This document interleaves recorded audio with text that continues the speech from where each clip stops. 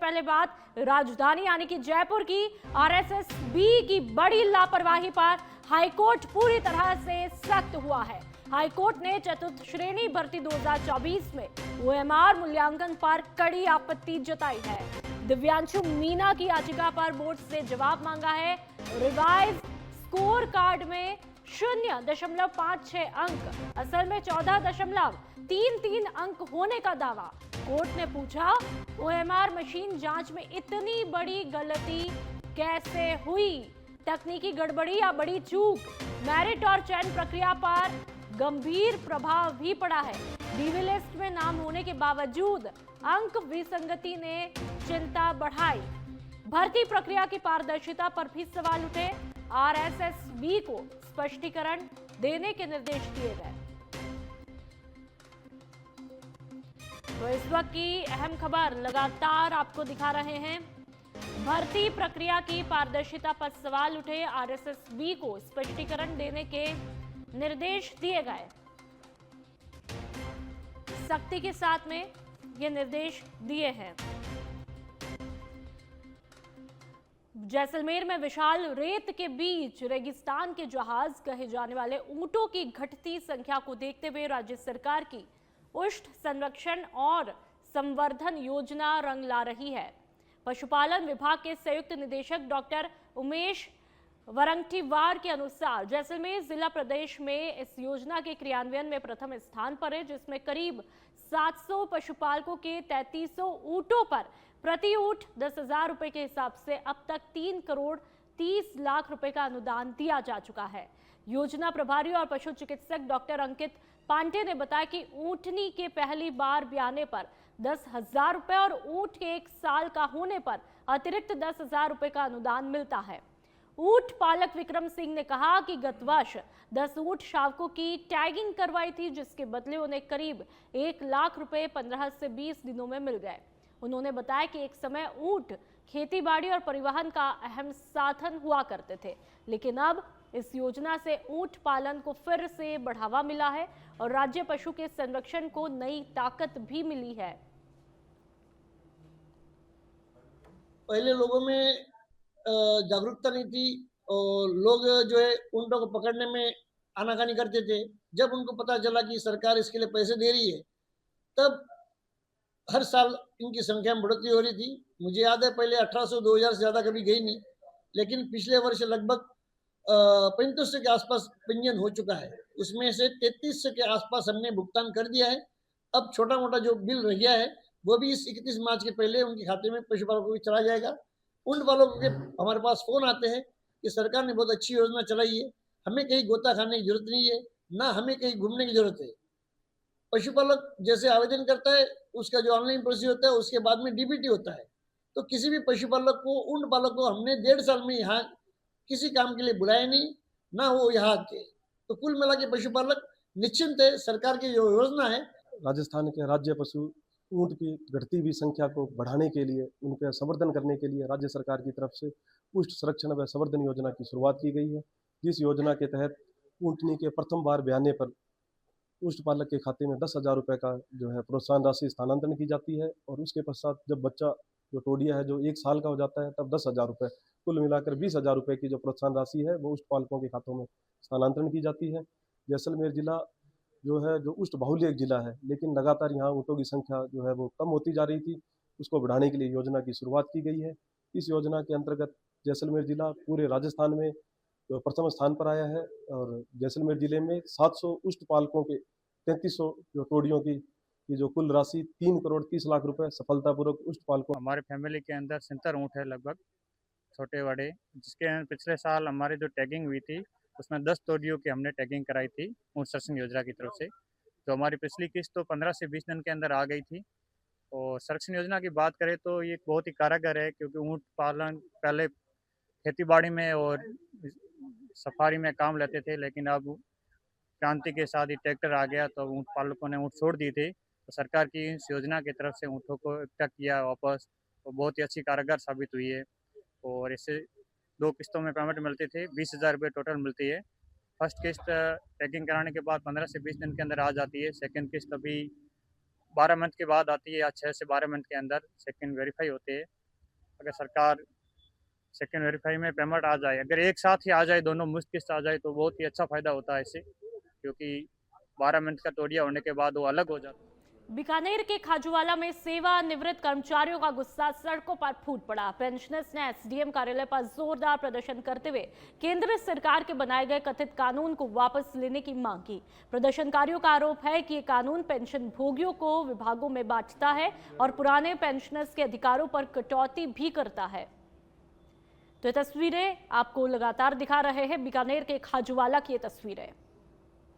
2025 को एक कर्मचारियों के राजस्थान पेंशनर पूरे भारत के पेंशनरों के विरुद्ध एक काला कानून बनाया, जिसमें इनकी आर्थिक रूप से नुकसान हुआ। उनको विरोध को लेकर के और 1 साल से लगातार पेंशनर विरोध पर दर्ज कर रहे हैं और कानून में संशोधन करवाना चाहते हैं।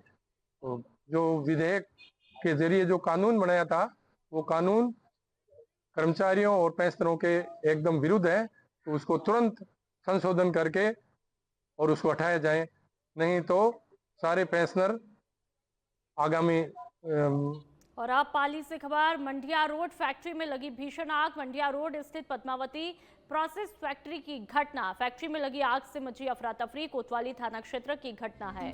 5 से अधिक दमकल मौके पर मौजूद। आग लगने की वजह अभी अज्ञात है, अभी कुछ खुलासा नहीं हो पाया। अधिकारियों ने राहत बचाव कार्य शुरू कर दिया है। आसपास के इलाके के लोगों को सतर्क रहने की हिदायत भी दी है। फैक्ट्री में आग लगने से अफरा तफरी का माहौल वहां पर मचा हुआ है। लोगों में डर, अफरा तफरी का माहौल। कोतवाली थाना क्षेत्र की एक घटना बताई जा रही है, जहां पर फैक्ट्री में अचानक से आग लग जाती है, जिसके बाद में 5 से ज्यादा दमकलें मौके पर पहुंचती है। आग बुझाने की कोशिशें वहां पर जारी है। ये तस्वीरें आपको दिखा रहे हैं आग जब लगी, और देखिए धुएं का उड़ता काला गुबार। इन तस्वीरों को देखकर ही आप अंदाजा लगा सकते हैं यहाँ पर कितना खौफनाक मंजर रहा होगा। और देखिए आग ने बहुत ही विकराल रूप यहाँ पर अख्तियार किया था, और इसी के चलते 5 दमकलों को मौके पर बुलाया गया। ये तस्वीरें लगातार डरा देने वाली है। बयाना के उपजिला अस्पताल में दिन दहाड़े चोरी की घटना ने सुरक्षा व्यवस्था पर गंभीर सवाल खड़े कर दिए हैं। खानखेड़ा निवासी सेवानिवृत्त शिक्षक Vijay Singh Jadaun senior citizen line में खड़े होकर पर्ची बनवा रहे थे, तभी उनकी जेब से 15,000 रुपए पार हुए। पीड़ित के मुताबिक पर्ची खिड़की के पास कुछ संदिग्ध बच्चे लगातार मंडरा रहे थे और हटाने के बावजूद वहीं पर बने रहे। ये तस्वीरें भी आप देख लीजिए। इस बीच नारंगी गमछा पहने एक लड़का अचानक तेजी से भाग निकला। शक होने पर जब उन्होंने अपनी जेब जांची तो पैसे गायब थे। स्थानीय लोगों का कहना है कि अस्पताल परिसर में लंबे समय से इस तरह की संदिग्ध गतिविधियां जारी है, लेकिन सुरक्षा के पर्याप्त इंतजाम नहीं किए गए हैं। तो बयाना की ये तस्वीरें हैं।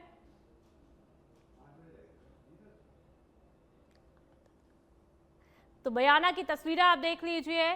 चिकित्सालय की ये तस्वीरें हैं, और यहाँ पर जिस तरह से आपने देखा कि पर्ची जहां पर बनवाते हैं वहां पर तमाम मरीज इकट्ठे थे, लेकिन उस बीच एक शख्स आता है और 15,000 रुपए एक रिटायर्ड शिक्षक से पार करके फरार हो जाता है।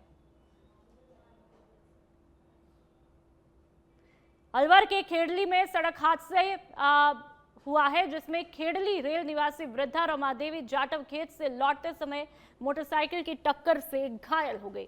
टक्कर मारकर मोटरसाइकिल सवार फरार हो गया। घटना की जानकारी लोगों ने परिजनों को दी और घायल महिला को जिला अस्पताल पहुंचाया, जहां पर डॉक्टर्स ने प्राथमिक उपचार के बाद में हायर सेंटर रेफर किया है। ये तस्वीरें आपको दिखा रहे हैं, अलवर के खेड़ली की है। वृद्धा को एक बाइक ने टक्कर मारी, जिसके बाद लोग मौके पर भीड़ जमा हो गई, और देखिए घायल महिला को लेके जाया जाता है, अस्पताल में भर्ती करवाया जाता है। बीकानेर के छतरगढ़ के मुख्य बाजार में एक ही रात में 3 दुकानों के ताले तोड़कर चोरों ने चोरी की घटना को अंजाम दिया। ये तस्वीरें आप देख लीजिए, पूरा वीडियो आपके सामने। चोरों ने दुकानों से नकदी और सामान उठाया और अपनी बाइक छोड़कर दूसरी बाइक पर फरार हो गए।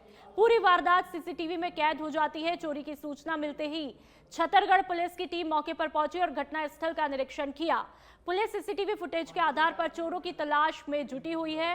स्थानीय व्यापारी और जनता इस घटना को लेकर के काफी सतर्क है। लगातार राजस्थान में चोरी की घटनाएं बढ़ती ही जा रही है। ऐसे में सवाल यही है कि आखिरकार चोर इतने बेखौफ कैसे हैं और उनमें कानून का खौफ क्यों नहीं है। तो आप देखिए, 3 दुकानों के ताले तोड़े जाते हैं बीकानेर के छतरगढ़ में। भरतपुर में पेंशनर्स ने 8वें वेतनमान के लिए जिला कलेक्ट्रेट पर प्रदर्शन किया। 8वें वेतनमान के लाभ से वंचित करने वाले वित्त विधेयक के विरोध में रैली निकालकर विरोध किया गया और काली पट्टी बांधकर काला दिवस मनाया गया। पेंशनर्स ने एडीएम को प्रधानमंत्री के नाम ज्ञापन सौंपकर विधेयक को वापस लेकर 8वें वेतनमान का लाभ दिलवाने की मांग की। इस मौके पर सैकड़ों की संख्या में पेंशनर्स मौजूद रहे। तस्वीरें आप देख लीजिए, पेंशनर्स की भीड़ यहाँ पर देखिए। विधेयक वापस लेने की मांग यहाँ पर जोरों शोरों से करते हुए दिखाई देते हैं तमाम ये बुजुर्ग जन जो कि विधेयक वापस लेने की मांग करते हैं। अब ऐसे में देखना यह है, जो जिला कलेक्ट्रेट पर इन्होंने मांग उठाई, क्या इनकी मांगे पूरी हो पाती है या फिर वैसे के वैसे ही हालात देखने को मिलते हैं और ज्ञापन यहां पर सौंपा गया। सरकार द्वारा मार्च 25 को एक काला कानून पास किया है वित्त विधेयक के नाम से, और उस काले कानून के तहत वर्तमान पेंशनरों को 8वें वेतनमान से वंचित करने की एक साजिश है। और उसके विरोध में पूरे हिंदुस्तान के 806 जिलों में और लगभग 5500 उपखंडों में आज जिला कलेक्टर और उपखंड अधिकारियों के माध्यम से काला दिवस मनाया जा रहा है।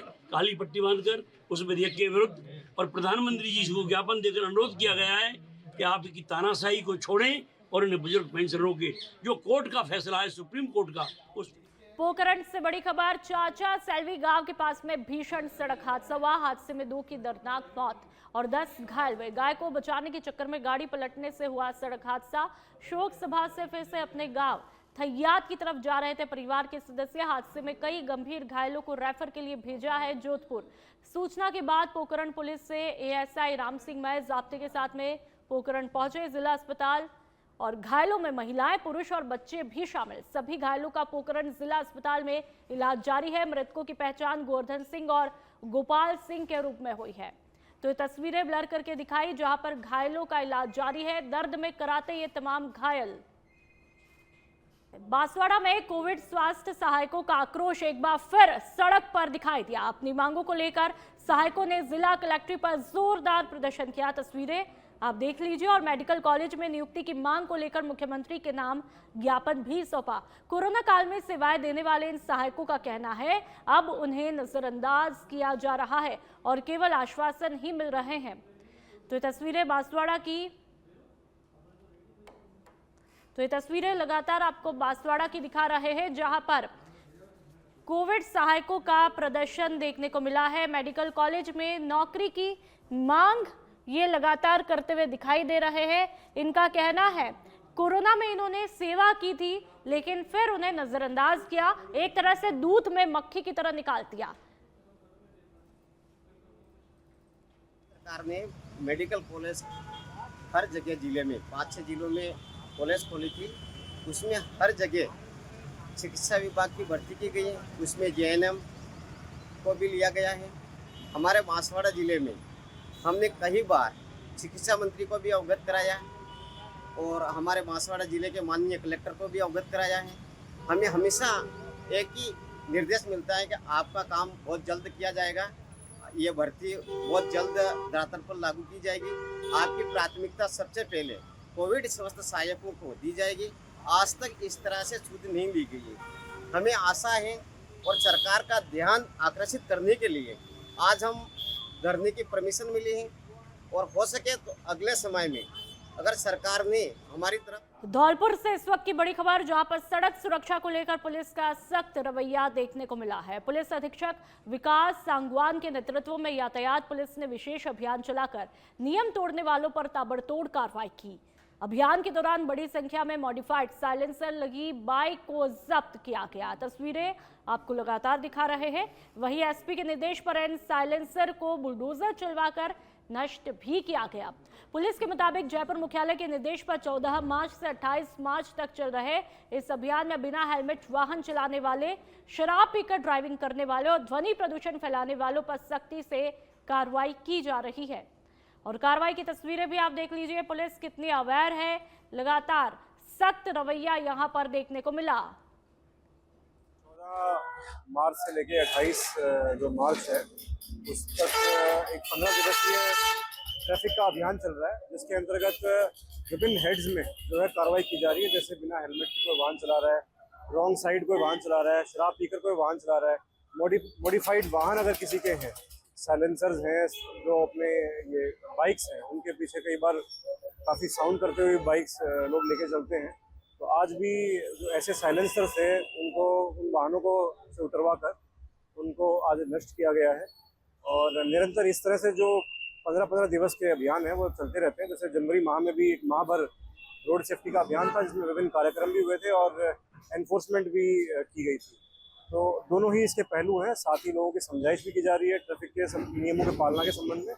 और यदि कोई अवहेलना, धौलपुर के कप्तान एसपी विकास सांगवान अपराध को खत्म करने के साथ ही अपराधियों को नए जीवन की शुरुआत करने का मौका दे रहे हैं। एसपी विकास सांगवान के निर्देशन में सरमथुरा पुलिस की प्रभावी कार्रवाई देखने को मिली। थानाधिकारी हरेंद्र सिंह ने करीब 1.5 दर्जन हार्डकोर हिस्ट्री शीटर बदमाशों को डिटेन कर थाना परिसर में शपथ दिलाई। वो तस्वीरें भी आपको दिखाई कि वे अब अपराध नहीं करेंगे, ये शपथ दिलाई और समाज की मुख्य धारा में शामिल होकर सुयोग्य नागरिक बनेंगे।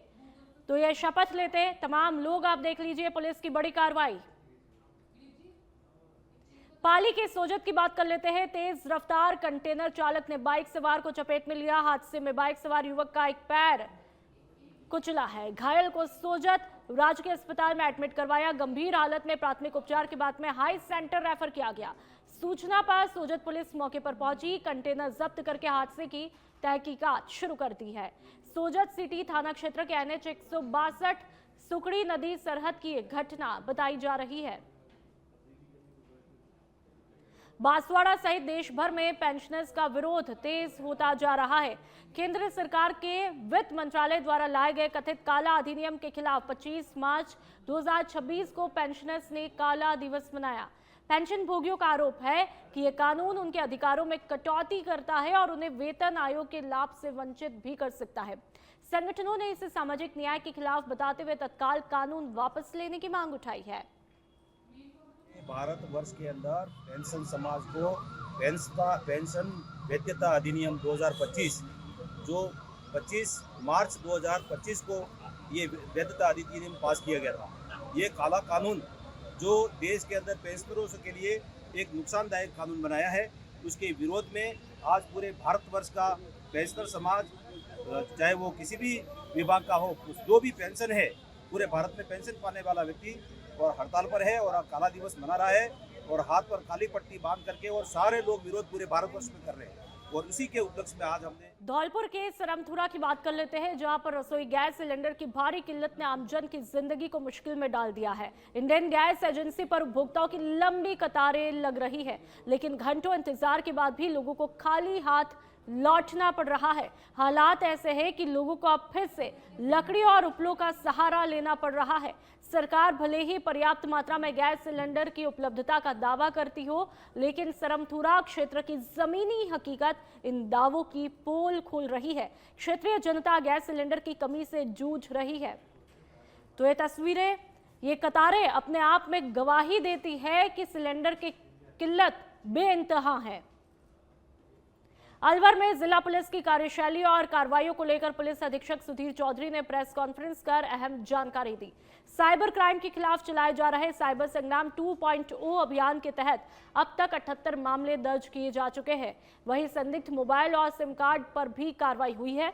इसके अलावा मादक पदार्थों के खिलाफ लगातार कार्रवाई और सड़क हादसों में कमी लाने के प्रयासों पर भी पुलिस ने जोर दिया है। तो आमजन से पुलिस ने सहयोग मांगा है। साइबर फ्रॉड पर पुलिस का शिकंजा।